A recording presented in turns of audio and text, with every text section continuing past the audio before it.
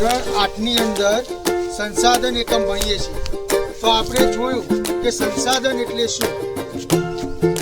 સંસાધન એટલે શું પહેલા તો બોલો.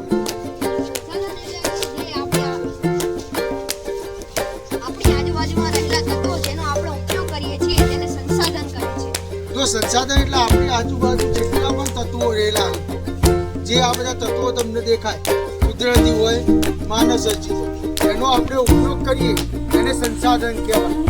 ખબર પડી? તો સંસાધનના મુખ્ય બે પ્રકાર. કેટલા પ્રકાર?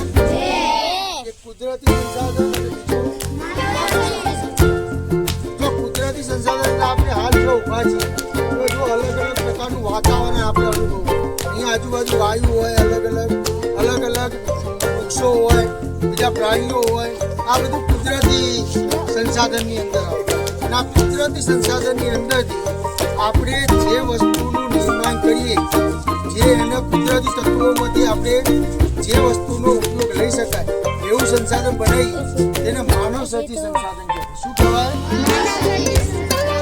જો જેમ કે અહીંયા બગીચાની અંદર બેસકાન એવું પડેલું હોય આ બધું શું કહેવાય? માનવ સર્જિત એ બનાવી કુદરતી વસ્તુ મળી એને માનવ સર્જિત સંસાધન કહેવાય. પછી જો આપણે આ દિવાલ બનાવી આ શેડ બનાવ્યો પ્રાર્થના હોલ બનાવ્યો આ ગાડી તમને જોવા બાઈક આ બધું શું કહેવાય? માનવ સર્જિત સંસાધન. પછી આપણે જો આ કુદરતી સંસાધન આ ઝાડ છે એ કઈ સંસાધન કહેવાય?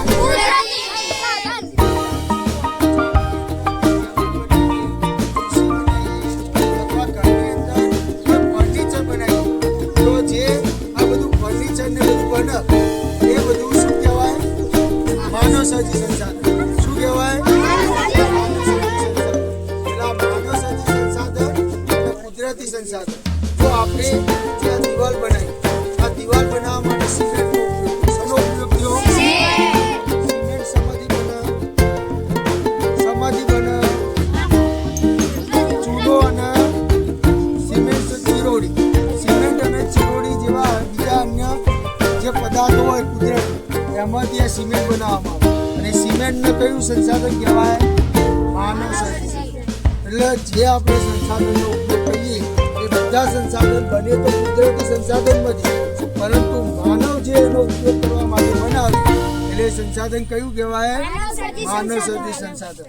અને એક બીજો પોઈન્ટ આ જે માનવ છે જે આપણે છીએ માનવ એ બહુ મહત્વનું સંસાધન.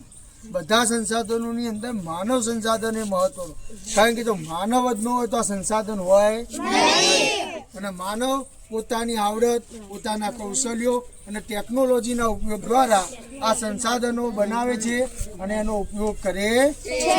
ખબર પડી ગઈ?